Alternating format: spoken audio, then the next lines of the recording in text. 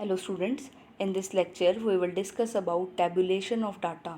In the last lecture we have learnt about classification of data. The next step after classification of data is the presentation of data, and presentation of data means exhibition of data in a clear and attractive manner so that the data can be easily understood and analyzed. Presentation of data में हम data को इस तरह से represent करते हैं कि वो क्लियरली अंडरस्टैंडेबल हो, अट्रैक्टिव मैनर में लिखा जाए सो दैट जो रिज़ल्ट है एनालिसिस करने के बाद वो इजीली कंक्लूड हो सके। In general there are 3 forms of presentation of data. हम 3 तरह से डाटा की प्रेजेंटेशन कर सकते हैं। First is textual presentation, second is tabular presentation and third one is diagrammatic presentation. जो हम यहाँ डिटेल में स्टडी करेंगे दैट इज़ टेबुलर प्रेजेंटेशन। तो first of all we will discuss what is table. Table is systematic arrangement of statistical data in rows and column.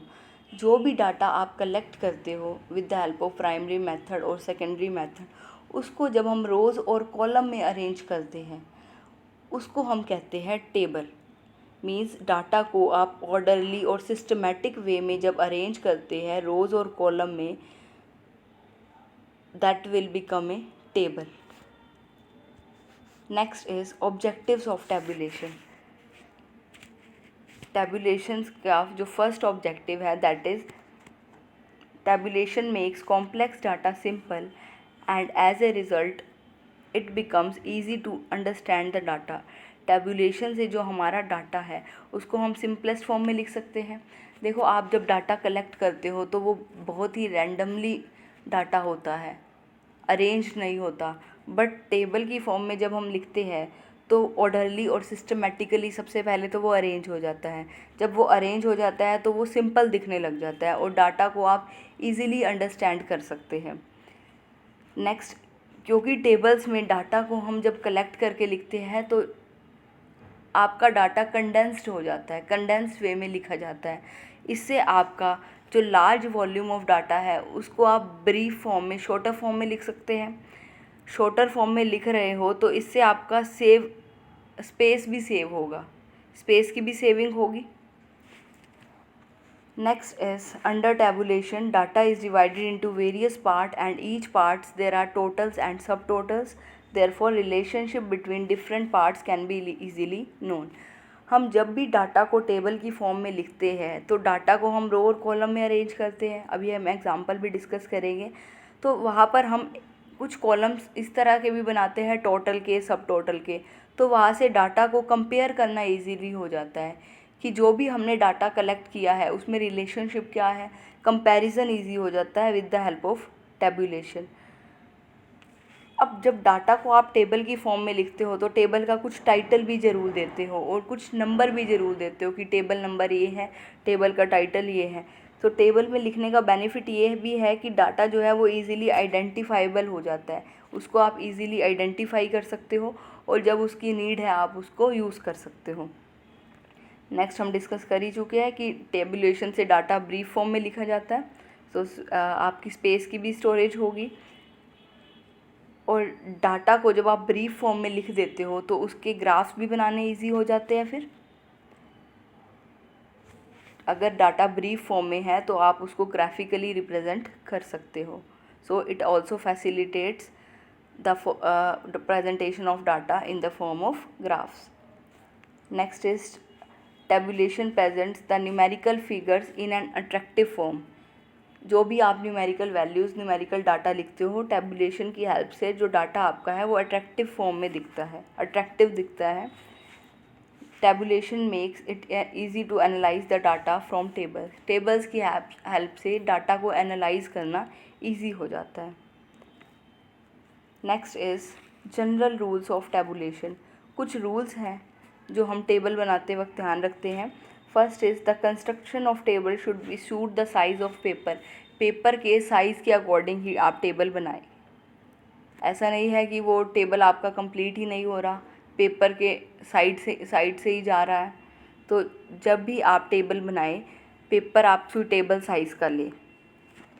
Next is number of columns and rows should neither be too large और not too small. जितने आप column बनाएंगे या रोज़ बनाएंगे वो ज़्यादा भी नहीं होने चाहिए, बहुत कम भी नहीं होने चाहिए।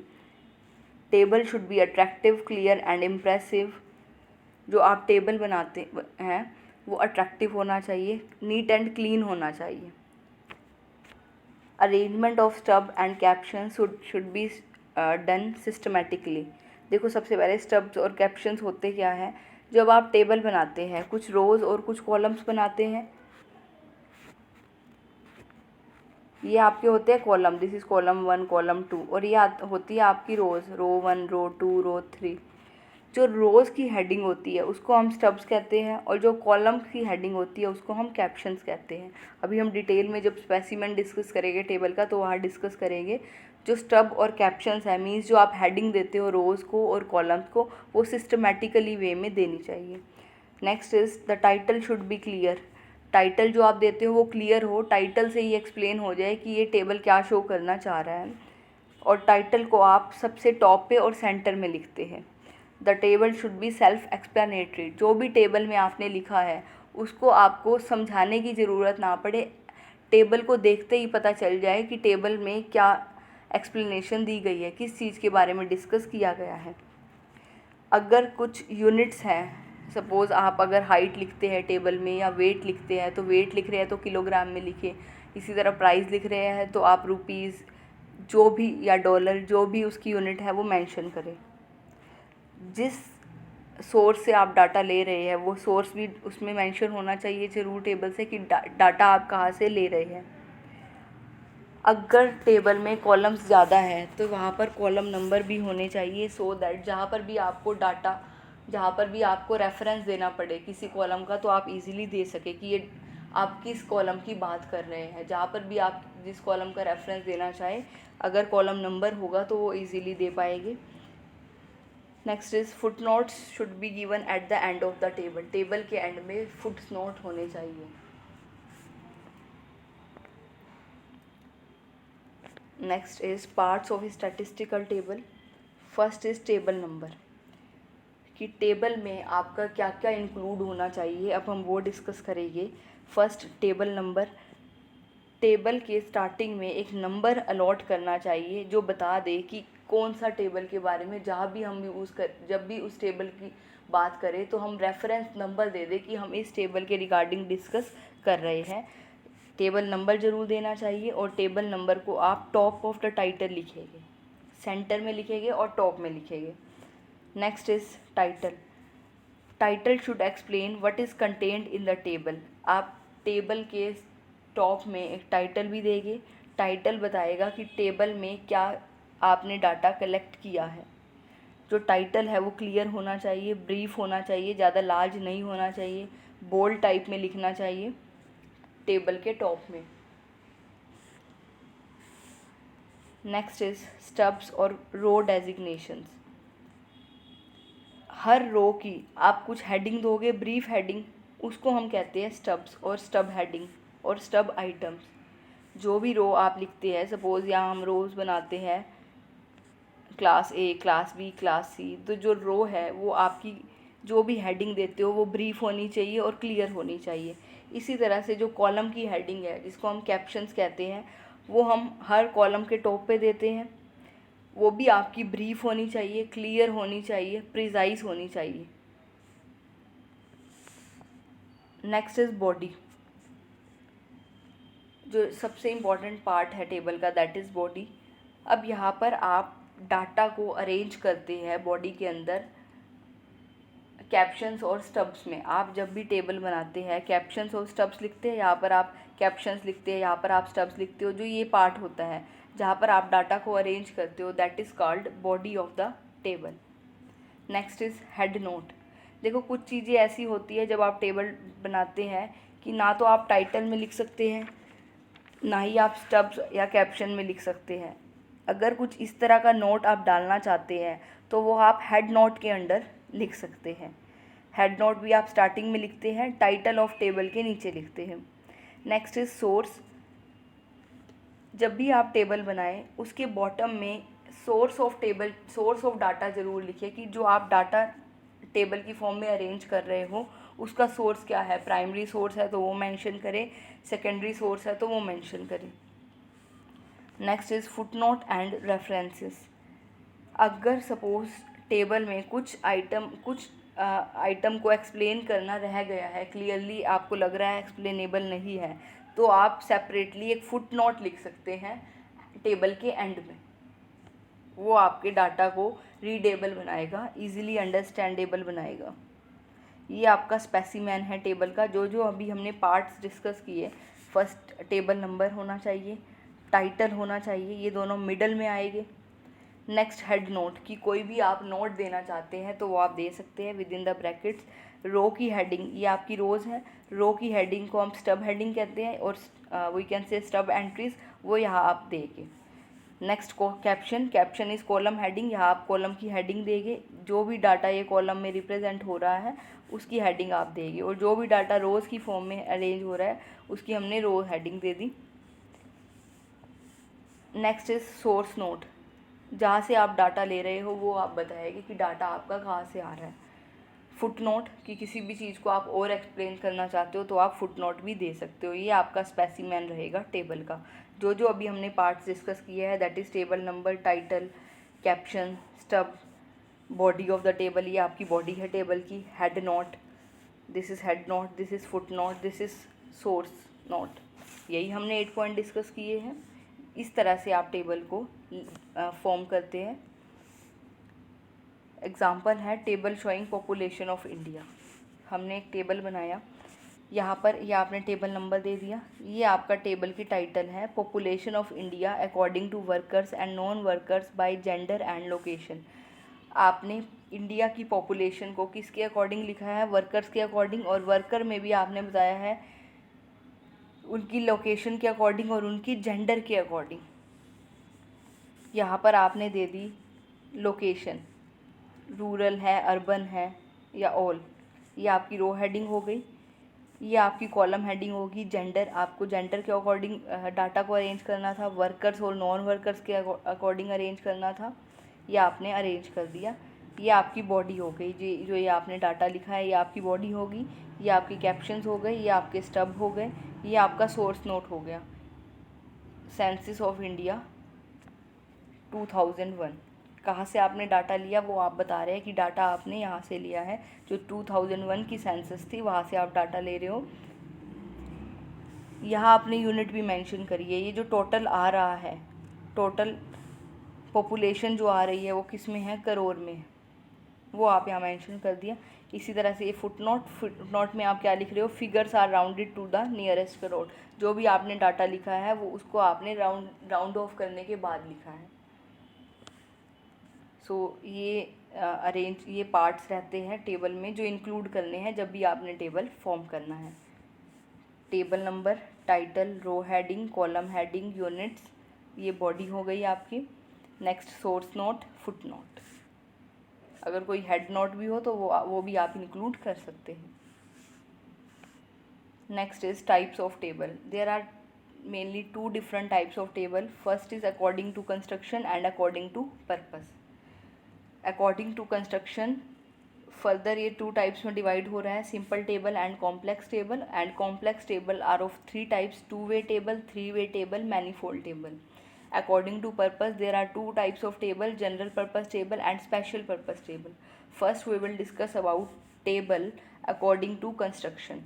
सबसे पहले हम according to construction table discuss करेंगे। अकॉर्डिंग टू कंस्ट्रक्शन में जो सबसे पहले टेबल आता है that is simple table. A table which shows only 1 characteristics of data is called simple table. For example, आपने यहाँ पर टेबल लिया faculties and number of user of the library, कि साइंस फैकल्टी में कितने यूज़र्स हैं लाइब्रेरी के, commerce faculty में कितने यूज़र्स हैं लाइब्रेरी के, आर्ट्स फैकल्टी में कितने यूज़र्स हैं, ये आपने टोटल कर दिया। यहाँ पर ये जो टेबल है सिर्फ यही बता रहा है कि किस फैकल्टी के अंदर कितने यूज़र्स आ रहे हैं, लाइब्रेरी यूज़र्स आ रहे हैं, सिर्फ एक ही करेक्टरिस्टिक्स बता रहा है ये डाटा की। इस तरह के टेबल को हम कहते हैं simple table. Next is complex table. Complex table which shows more than 1 characteristics of data is called complex table. Complex table हमारे फर्दर 3 टाइप्स के होते हैं, 2 वे टेबल, 3 वे टेबल और मैनीफोल्ड टेबल। आपने सबसे पहले सिंपल टेबल डिस्कस किया, अब हम डिस्कस कर रहे हैं complex table. Complex table further 3 types के हैं। जो फर्स्ट है कॉम्प्लेक्स टेबल में, that is 2 way table. 2 way table को हम डबल टेबल भी कहते हैं। This table provides information about 2 inter related characteristics of data. यहाँ पर जो टेबल है वो डाटा के 2 कैरेक्टरिस्टिक्स बताएगा। देखो टेबल में आप क्या फैकल्टीज़ ले रहे हो, अब यहाँ पर क्या बता रहा है, नंबर ऑफ़ यूज़र्स भी बता रहा है और गर्ल्स और बॉयज़ भी बता रहा है।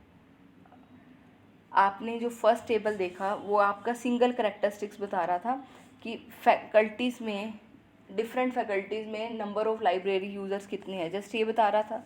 अब ये क्या बता रहा है, डिफरेंट फैकल्टीज़ में नंबर ऑफ़ लाइब्रेरी यूज़र्स तो बता रहा है, फर्दर भी क्या बता रहा है, उसमें से कितने गर्ल्स हैं कितने बॉयज़ हैं, एक और कैरेक्टरिस्टिक्स भी बता रहा है डाटा की।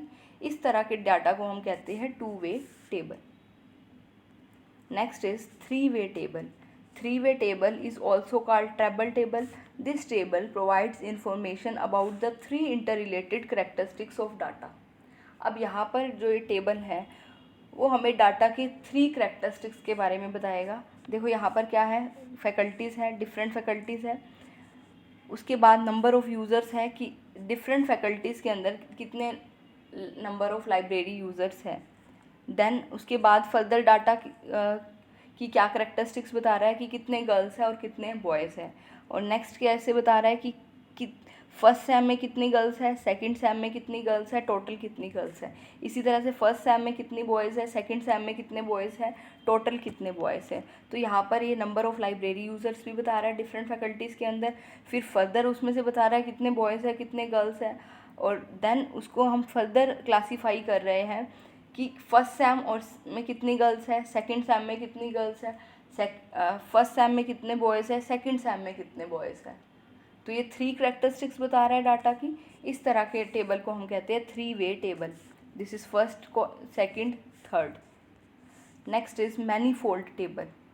It is also known as higher order table. Manifold table supplies information about a large number of interrelated characteristics of the data. जब 3 से ज़्यादा characteristics of data को हम represent करते हैं, that table is called manifold table. यहाँ पर आप क्या बता रहे हो, different faculty के अंदर number of लाइब्रेरी यूज़र्स भी बता रहे हो, उसके बाद क्लास भी बता रहे हो कि किस क्लास की आप बात कर रहे हैं, BA first, BA second. Then आप क्या बता रहे हो, BA फर्स्ट में कितने लाइब्रेरी यूज़र्स बॉयज़ है, कितने लाइब्रेरी यूज़र्स गर्ल्स है, BA सेकंड में कितने लाइब्रेरी यूज़र्स बॉयज़ है, कितने लाइब्रेरी यूज़र्स गर्ल्स हैं। उसके बाद आप फर्दर क्या बता रहे हो कि ये तो आपने बताया BA फर्स्ट ईयर में नंबर ऑफ बॉयज़ कितने हैं जो लाइब्रेरी यूज़ करते हैं। फिर फर्दर क्या बता रहे हो कि फर्स्ट सैम में कितने हैं, सेकंड सैम में कितने हैं। ये फर्स्ट ईयर का डाटा है, उसको फर्दर आपने स्प्लिट कर दिया, फर्स्ट सैम में कितने बॉयज़ है, सेकंड सैम में कितने बॉयज़ है, फर्स्ट सैम में कितनी गर्ल्स है, सेकंड सैम में कितनी गर्ल्स हैं, टोटल कितनी गर्ल्स और बॉयज़ हैं। इसी तरह से BA सेकंड सैम का डाटा आपने लिख दिया। तो यहाँ पर आप क्या करेक्टरिस्टिक्स बता रहे हो, नंबर ऑफ़ यूज़र्स भी बता रहे हो, क्लास भी बता रहे हो, बॉयज़ गर्ल्स भी बता रहे हो और सेमेस्टर भी बता रहे हो। तो आप यहाँ पर 4 करेक्टरिस्टिक्स बता रहे हो डाटा की। इस तरह के टेबल को हम कहते हैं manifold table. Next is table according to purpose. अभी हमने जो डिस्कस किए हैं वो टेबल थे अकॉर्डिंग टू कंस्ट्रक्शन। अब जो टेबल है that is according to purpose. According to purpose tables are of 2 kinds. First is general purpose table. ये टेबल आप जनरल यूज़ के लिए बनाते हैं। इस तरह के टेबल जनरली रिसर्चर्स बनाते हैं। जब वो रिसर्च करते हैं तो जो डाटा को इकट्ठा करते हैं, डाटा बैंक जो लिखते हैं, वो इस टेबल की फॉर्म में लिखते हैं। ये टेबल जनरली जो ऑफिशियल रिपोर्ट्स होती हैं उनमें बना होता है। ऑफिशियल रिपोर्ट्स में जो टेबल बनता है that is general purpose table. For example reference report of the population census. Next is special purpose table. Special purpose table कुछ स्पेसिफिक पर्पस के लिए टेबल बनाया जाता है। ये स्मॉल टेबल्स होते हैं। इस टेबल में हम डाटा को समराइज्ड फॉर्म में लिखते हैं, जस्ट समरी लिखते हैं। सो अकॉर्डिंग टू पर्पस हमारे 2 तरह के टेबल हो गए। जनरल पर्पस जो आप जनरली बनाते हैं, जो मेन रिसर्चर बनाते हैं, data banks. As a data bank, कि डाटा को कलेक्ट करने के लिए स्पेसिफिक पर्पस टेबल जो आप किसी स्पेशल पर्पस के लिए बनाते हैं, ब्रीफ फॉर्म में लिखते हैं, इसमें आप डाटा को जस्ट समरी लिखते हैं। सो ये आपके कुछ टेबल्स थे according to construction and according to purpose. Thank you.